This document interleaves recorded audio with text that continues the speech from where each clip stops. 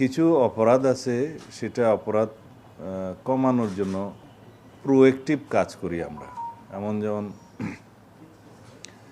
মাদক বিরোধী অভিযান চলছে, চাঁদাবাজি সন্ত্রাসী বিরোধী অভিযান চলছে। এটা হচ্ছে অনেকটা প্রোঅ্যাক্টিভ, যাতে এই অপরাধগুলো কম হয়।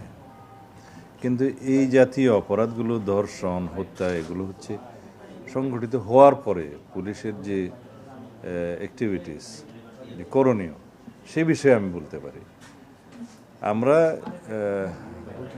দায়িত্বে আসার পর এ পর্যন্ত যতগুলো হেনিয়াস ক্রাইম এই জাতীয় হয়েছে, আপনারা কি কেউ একটা ক্রাইমের ক্ষেত্রে বলতে পারবেন যে পুলিশ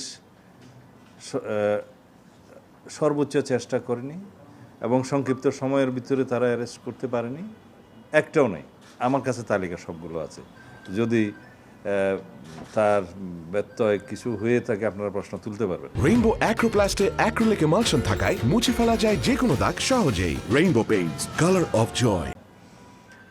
রামিসার ব্যাপারেও 24 ঘন্টার ভিতরে আসামি গ্রেফতার হয়েছে এবং তার রামিসার যে প্রধান আসামি দর্শক, তার নাম সম্ভবত সোহেল খান, তার স্ত্রী সহ তাদেরকে গ্রেফতার করা হয়েছে।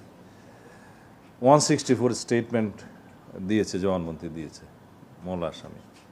আমরা এইটুকু অ্যাসিউরেন্স দিতে পারি, আমাদের পক্ষ থেকে সংক্ষিপ্ত সময়ের ভিতরে সুষ্ঠু তদন্ত করে চার্জশিট দাখিল করা হবে। বিচারের দায়িত্ব আদালতের।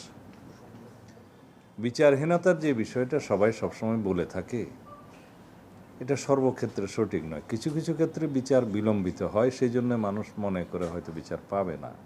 কিন্তু এই জাতীয় ক্রাইমগুলো আমি ইন্টারিম গভর্নমেন্টের সময়ও দেখেছি। আমি তাদেরকে কৃতিত্ব দিতে চাই। সেই সময়েও এই জাতীয় কয়েকটা ঘটনা হলে হেনিয়াস ক্রাইমের সংক্ষিপ্ত সময়ের ভিতরে আইনি ব্যবস্থা, বিচারিক ব্যবস্থা তারা গ্রহণ করেছে। এই ক্ষেত্রেও আমি এইটুকু অ্যাসিউরেন্স দিতে পারি যে সম্ভাব্য সংক্ষিপ্ত সময়ের ভিতরে একটা দৃষ্টান্তমূলক বিচার সম্পন্ন হবে।